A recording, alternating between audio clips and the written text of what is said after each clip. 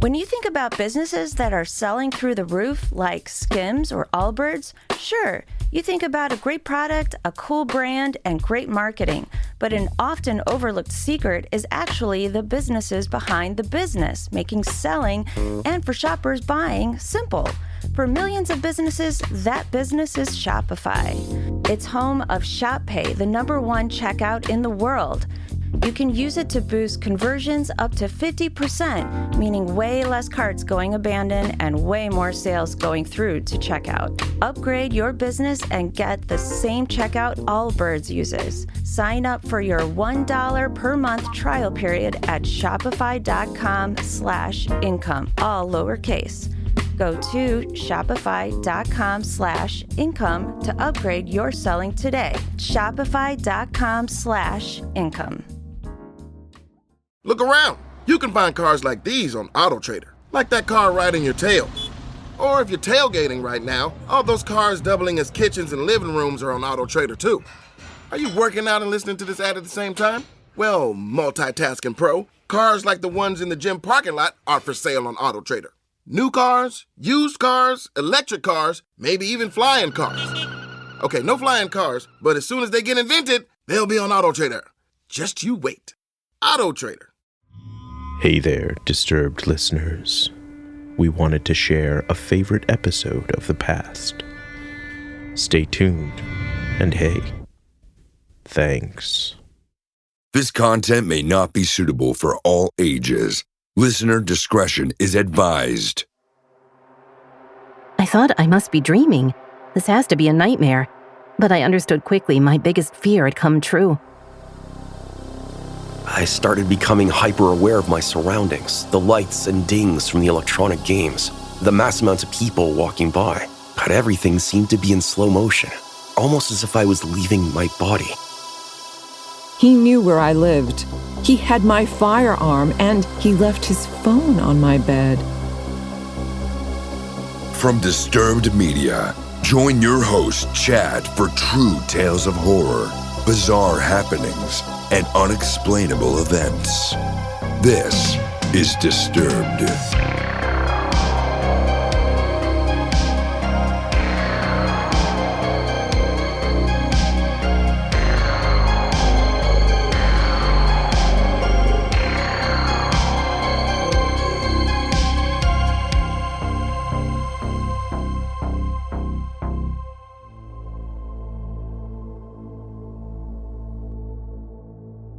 Welcome back in, everyone, and thanks for joining me.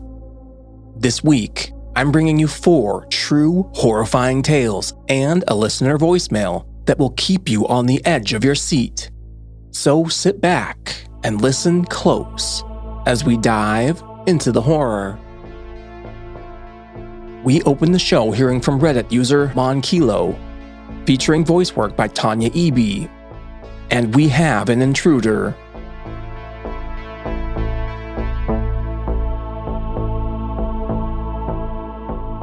I was 23 years old at that time and a student. I was living alone in a small apartment complex, not too far away from my school. I've never liked living alone. I was also afraid of the dark. However, I always felt safe in my little apartment. It only had one way to get in, and you needed to unlock 2 doors to get inside, the main front door to the building and the door to my apartment.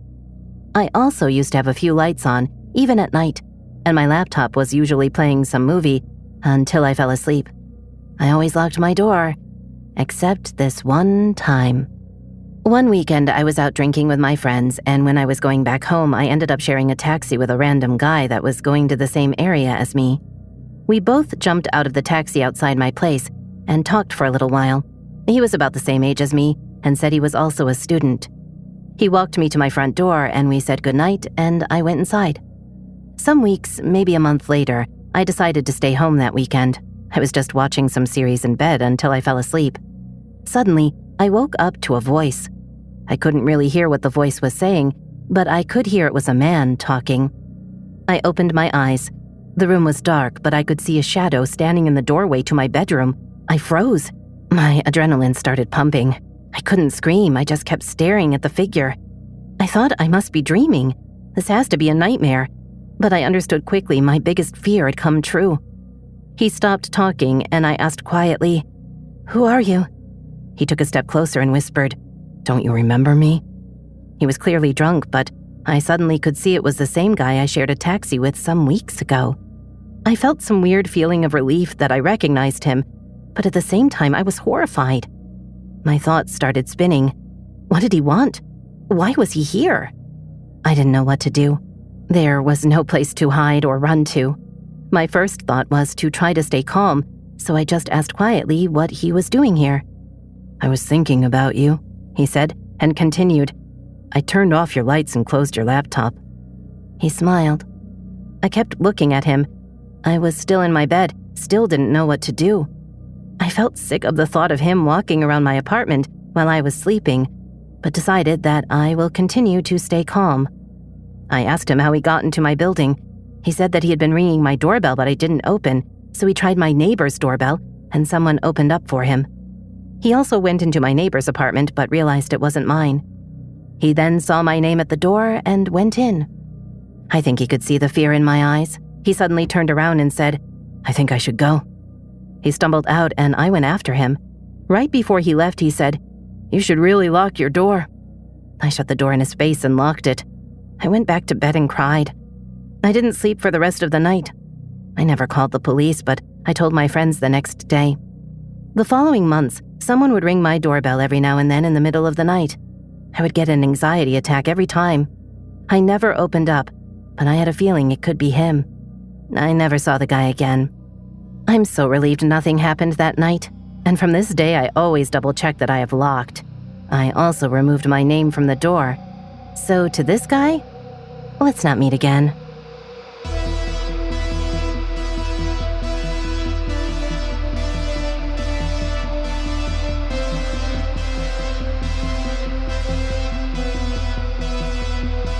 Are you listening alone? Rather brave of you. Up next, we check in with Reddit user Call Me Jimothy, featuring voice work by Matt Bradford. And we have a truly bizarre encounter.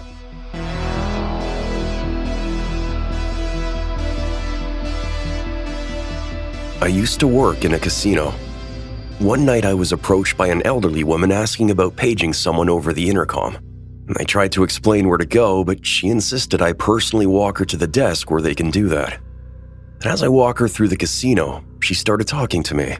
And she mentioned she was a medium and how her family has always strictly advised her against sharing that information with people. When you work in a casino, you encounter a lot of scammers and odd people. And I was polite, but tried not to engage with her much on the topic.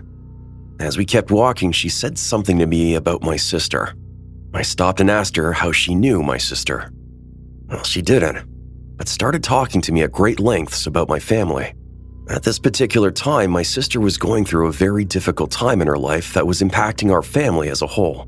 I was skeptical, but curious. As she went on, I was careful to neither confirm or deny anything, but just listen to what she had to say.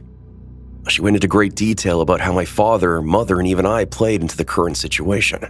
She even began to become visibly emotional, as if she could feel what my mother was feeling. I was utterly astonished, as she told me that I, being the oldest and most diplomatic in my family dynamic, needed to be more outspoken with everyone involved. Everything she told me was undeniably accurate and insightful. Then she shifted her focus. She told me about someone I worked with, and went into great detail about what this person looked like and how they felt about me.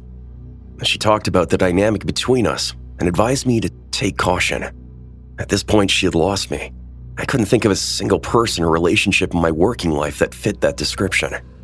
I started becoming more skeptical again, and reminded her that I needed to get back to work and to keep walking towards our destination. She kept talking to me as we walked, and I began to once again find myself astonished as to not just what she was telling me, but also how she was going about it, her body language, expressions, and emotional energy. As we got closer, she abruptly stopped walking. When I noticed, I did as well and turned back to her. Before I could say anything, she placed her palm at the base of my sternum, above my belly button, just below where my ribcage started. I immediately noticed a physical sensation. I became paralyzed and almost felt like she was stealing the breath from my body. I started becoming hyper-aware of my surroundings, the lights and dings from the electronic games, the mass amounts of people walking by. But everything seemed to be in slow motion, almost as if I was leaving my body. It could have only been a few seconds. It could have been 20 minutes. I don't know. But I felt as if I couldn't breathe and weakness in my knees. I started to feel like I was on the verge of passing out. The casino security saw this encounter and approached us. When security interrupted us to ask what was going on, it must have startled her because I felt this shockwave through my entire body. She jerked her hand back and started apologizing profusely to me. As soon as she pulled her hand back, I was able to breathe again and gain control of my body. I was completely freaked out. It must have been visible because security kept asking me if I was okay. I assured them everything was fine and they walked off. I turned back to the woman, still apologizing, and she said, "If you don't do something about that ulcer, it's going to kill you." I was so freaked out, but I told her thanks, but I have to go back to work now, and quickly headed back to my office. Not only was I in a bizarre headspace, but I noticeably was completely void of physical energy. The entire experience was the most profound encounter of my life, and I will never forget those words and physical sensation. See, I was having a lot of stomach issues at the time, but I was far too scared to get medical verification of an ulcer. I had already previously suspected it. It was a potential side effect of the medication I was on at the time. But if that wasn't bizarre enough on its own, it gets even weirder. The encounter happened nearly 10 years ago, and it has sat with me ever since. But recently I was reflecting back on it. See, I realized that the second part about the coworker that initially made no sense at all of a sudden did. That entire situation played out in my life a few years ago. The description of the person and the very specific details were 100% spot on from what was described to me 10 years ago. I even realized that the entire situation was initiated nearly 7 years to the day from the moment this woman described it to me. And not only were the two incidents separated by 7 years, but the person she described I hadn't even met yet. It was an entirely different state and company. I don't know what to make of this. I've come on this podcast to see what other people's take is. I'm open to this type of stuff, but I've always approached these situations skeptically. I'd love to hear what anyone has to say about it.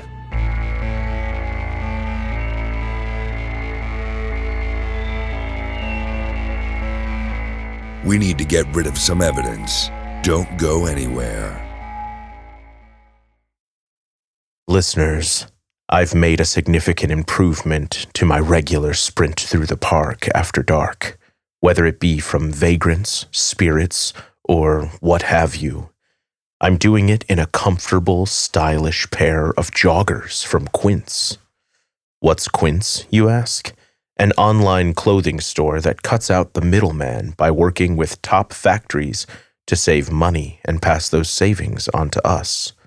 Quince only works with safe, ethical, and responsible manufacturers, all while charging 50 to 80% less than similar brands. You can feel good knowing the high-quality, versatile pieces you wear in your waking life won't haunt you when the night falls. Indulge in affordable luxury. Go to quince.com/disturbed for free shipping on your order and 365-day returns. That's QUINCE.com/disturbed to get free shipping and 365-day returns. Quince.com/disturbed. If you're fascinated by the darker sides of humanity, join us every week on our podcast, Serial Killers, where we go deep into notorious true crime cases. With significant research and careful analysis, we examine the psyche of a killer, their motives and targets, and law enforcement's pursuit to stop their spree. Follow Serial Killers wherever you get your podcasts and get new episodes every Monday. Now back to the deliciously frightful. Disturbed Podcast with your host, Chad.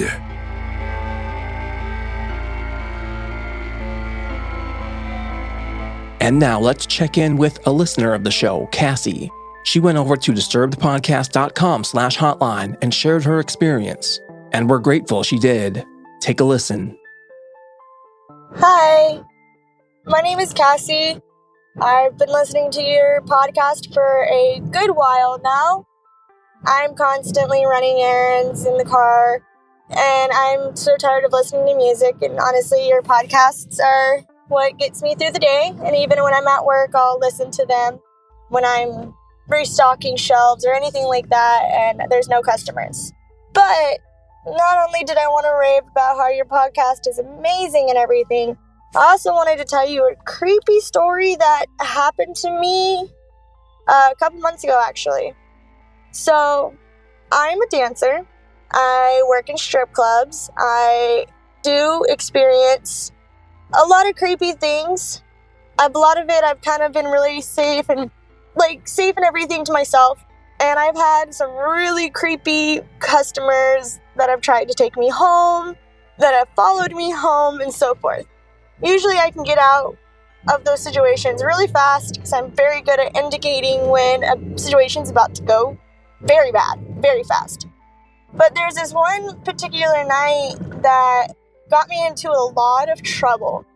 So I come into the club, my normal time, it's Saturday night, we're a little busy, girls are making money, I get on the stage and I start making money immediately. But I noticed one customer. And again, I'm very, very good with telling, okay, I'm not going to go to that customer. I'm not going to talk to him. If he talks to me, I'm going to pretend that I'm busy. So he comes up to my stage, gives me money. I do a little dancey dance for him. And he asks me to come and sit with him. At this time, I was already in the VIP area with a group of people, making enough money to not have to walk around and hustle. So I get back on stage a third time after the first encounter I had with him. And by the time I'm at the third stage, because we have 3 stages in the club, and the third stage is the last stage, and that's where we all kind of slack off and sit down and kind of relax before we have to get back up and start walking around.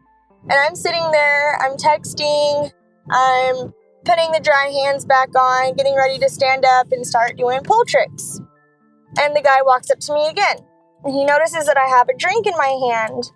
And I don't normally drink to get drunk at the club. I just drink to kind of loosen my nerves and able to get that confidence. I'm like the mom. I'll take all the girls home if they're too drunk to drive home. And he goes, look, I really want you to sit with me. I have X amount of money and everything and so forth. I'm like, all right, you know what? Just let me put a cherry on top of the cake. And I was like, okay, I'll come and sit with you. And in my head, I was kind of debating on if I really wanted to or if I just kind of wanted to run in the back and hide for a good couple of minutes. He goes, okay, well, what are you drinking? I see you're drinking something. And I was like, oh, I'm drinking just a Jack and Coke, and that's it. He goes, well, I'll order it for you. And I'm thinking, okay, well, the waitress is going to come over and drop it off on the stage like they normally do. She doesn't. So flags me down, and he comes right up to me with my drink, and he hands it to me. And normally I would never have taken a drink from a stranger. But that night, I don't know what was going through my head. I don't know why I decided, this is a good idea. So I take the drink, and I immediately it's in those little glass bar cups, and I just down it.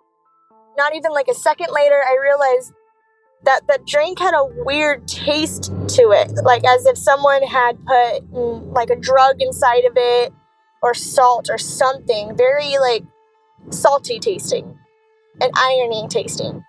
So I'm sitting with this guy because I start kind of getting a little tired, and I'm not understanding why I'm tired because I wasn't drinking enough to feel drunk.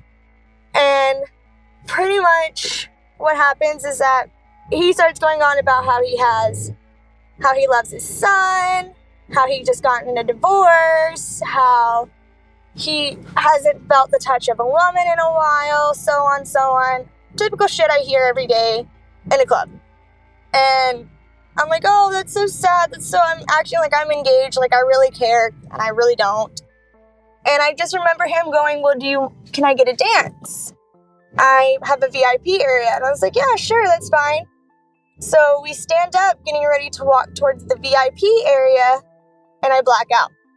I don't remember much. All I remember was that I had gotten pulled over, and the cop was yelling at me. And then I remember waking up inside of a jail cell in the most weirdest positions with my head, like, it wasn't even pounding. It was more of like I just felt sick to my stomach, not like a hangover, because I'm very wimpy when it comes to hangovers. I will cry, and you will know I'm hungover.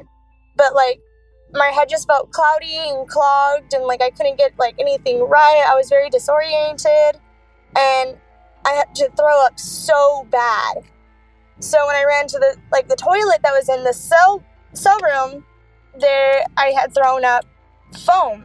And it wasn't even like acid foams from your stomach or anything, or even the liquor that I had drank in the previous night. It was just straight up foam. I did that a couple of times to the point to where I felt like my stomach was going to come straight out of my mouth. Comes to find out, I had given this guy my Facebook, my number, and everything else. And because of those actions I took that night, I lost a lot of stuff.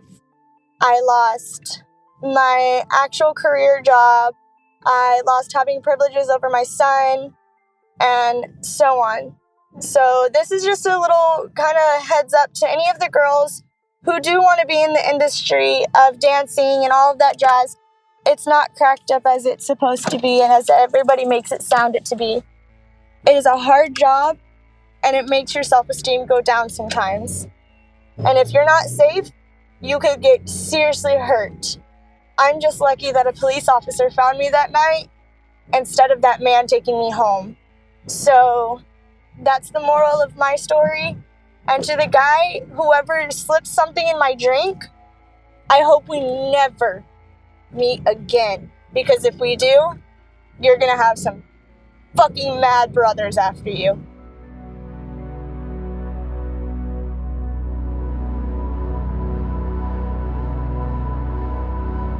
Thanks, Cassie, and yet another reminder to be as aware as possible, especially as a woman in a bar, a situation that can quickly go from fun to terrifying before you even realize it. Thanks again for sharing. Are you terrified yet? You will be. Now next up, we hear from Reddit user The Beady Bunch, featuring voice work by Nikolle Doolin. And we find ourselves in a situation that could have ended very badly.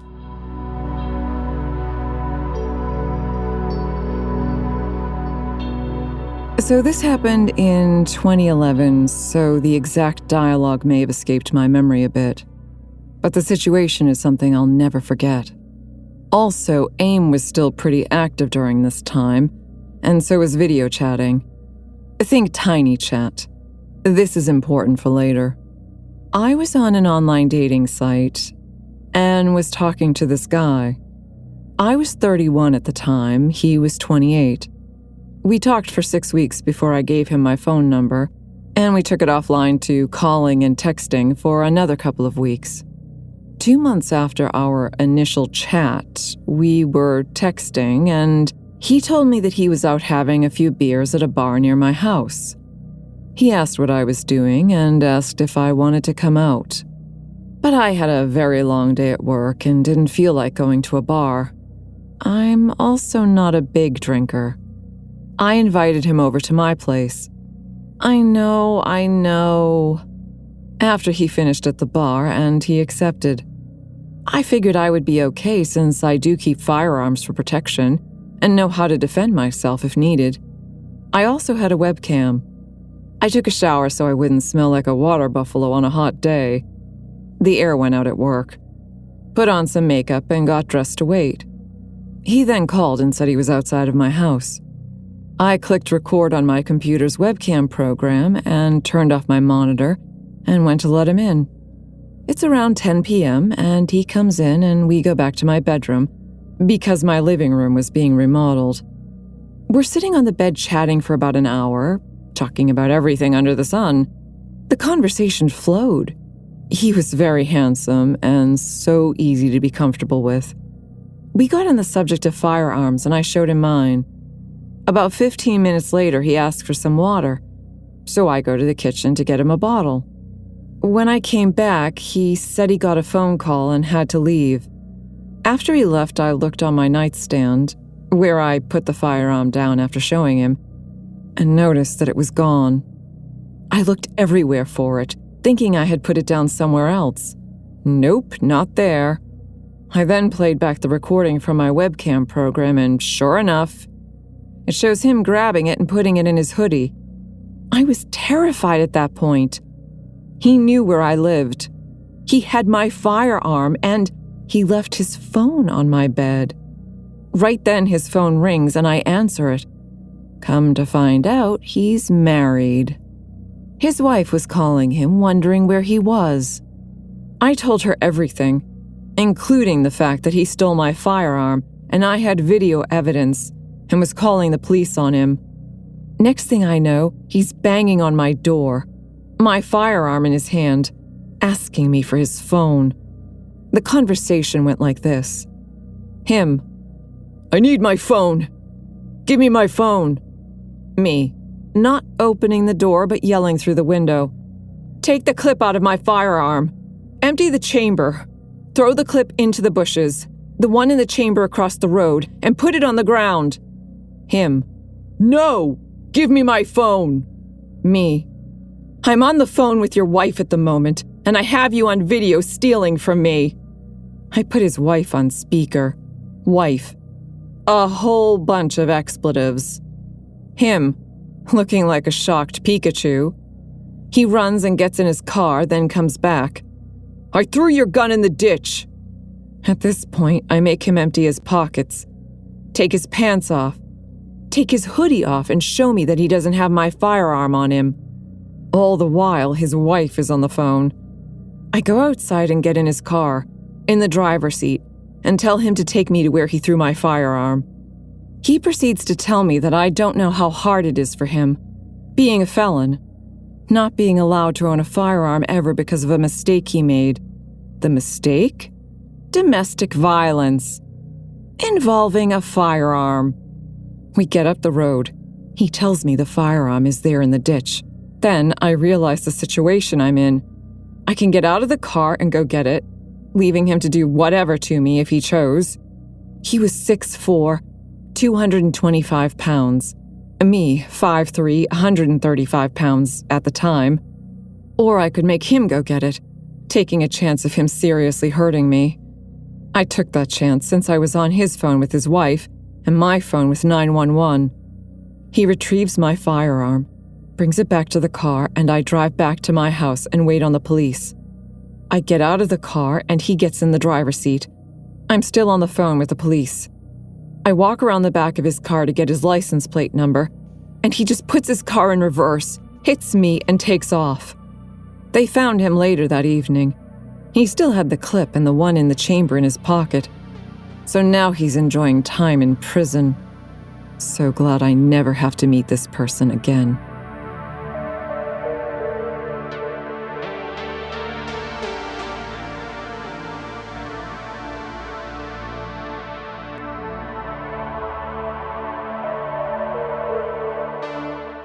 Do you have your own terrifying encounter? Did something unexplained happen to you? Let us know and get featured on the podcast. Email mystory@disturbedpodcast.com.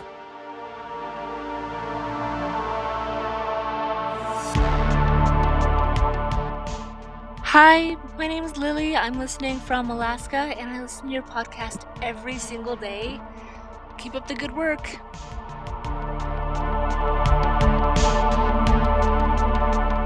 And finally, we close out the show hearing from Reddit user Female Cactus, featuring voice work by Danuta Marie, and We Just Barely Survive.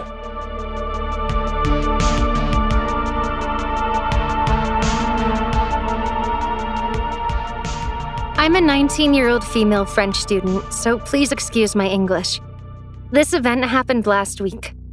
I was heading to my apartment after seeing a friend. I took the tram at 11:30 p.m. because I didn't feel comfortable walking at night. As soon as I sat, a man who was already sitting nearby came and sat in front of me. I had a very strange feeling about it, as I told my boyfriend by chat. Then, I stood up to get out of the tram, but the man quickly got out after me. He was weirdly following me, not walking behind me, but next to me. I was getting very anxious, knowing something was wrong. So I continued to walk to the avenue I live on. I crossed the road and he didn't, so I thought it was okay. But a few seconds after, he crossed the road too and was walking behind me. Then he passed me and was walking in front of me. So I thought I was just getting paranoid and that he was just walking this way too. But near my building, he stopped and waited until I met him. He asked me if I had a boyfriend and all. I answered, yes, sorry, good evening, as polite as I could be. He proceeded to leave in front of me, so I was walking slower for him to be far from me and to make sure he didn't know I was almost home. I turned into the little pathway heading to the lobby of my building, but I was still anxious about this man, even though he continued to walk. I thought I had put my keys in my pocket, but they were in my bag. I was shaking so much that I tried multiple times to grab them. I managed to get them, and I opened the magnetic door, but thought of closing the door immediately after me in case the man wanted to follow me. The door was closed, but the magnetic system wasn't on yet, so the man was running to it and pushed it violently with the horrific eyes looking at me. The door is made of glass, so I totally saw him. That's when I knew I was getting into real trouble. So without even thinking, I screamed as much as I could, and I think that's what saved my life. Immediately, the man ran to me, pushed me hard on the ground, and started to choke me really hard. I was too stunned because I wasn't prepared for such a violent assault. While he was choking me, I couldn't scream at all or even breathe, and nobody was coming, so I really thought I was going to die, looking at his bulging eyes staring directly into mine with pure hate. I'm small, so I wasn't able to do anything with my arms at all. I think it wasn't that long, but it felt like an eternity, and I lost consciousness for a moment. When I opened my eyes again, he had just run out, and I saw the caretaker's wife beside me. The caretaker was chasing after the man, but didn't manage to get him. He came back and called the police. They caught the man within 10 minutes thanks to our description. I really don't know why he did that to me, because when he attacked me, he didn't sexually assault me or rob me, which would have been easy. I can't understand that his only goal was to kill. I'll never be thankful enough to my caretaker who came to help me and saved my life, because nobody else in the building called the police or even tried to help. The man was judged 3 days later and is in jail now, but he denied everything, even when me and the caretaker identified him, and there is video proof of him following me. So to the man that tried to kill me, let's not meet again.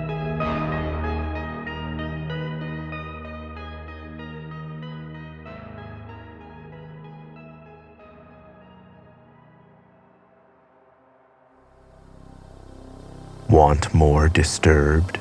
Check out our Patreon for member-exclusive content, early merch access, and other cool perks. I'm your host, Doug Bailey, and this has been Disturbed, a production of Killer Podcasts and part of the Evergreen Network. For more paranormal and true crime shows, visit killerpodcasts.com. Follow our social channels at Disturbed Podcast on Instagram or Disturbed_pod on Twitter. If you enjoyed the show, please consider subscribing and reviewing on your favorite listening platform. Share your own true horror story at disturbedpodcast.com. Music by Epidemic Sound and by Carl Casey at White Bat Audio. Our producer is Elizabeth Flood. Our sound designer and audio engineer is Nathan Corson. Executive producers Bridget Coyne and Noah Fouts. Until next time, stay safe out there.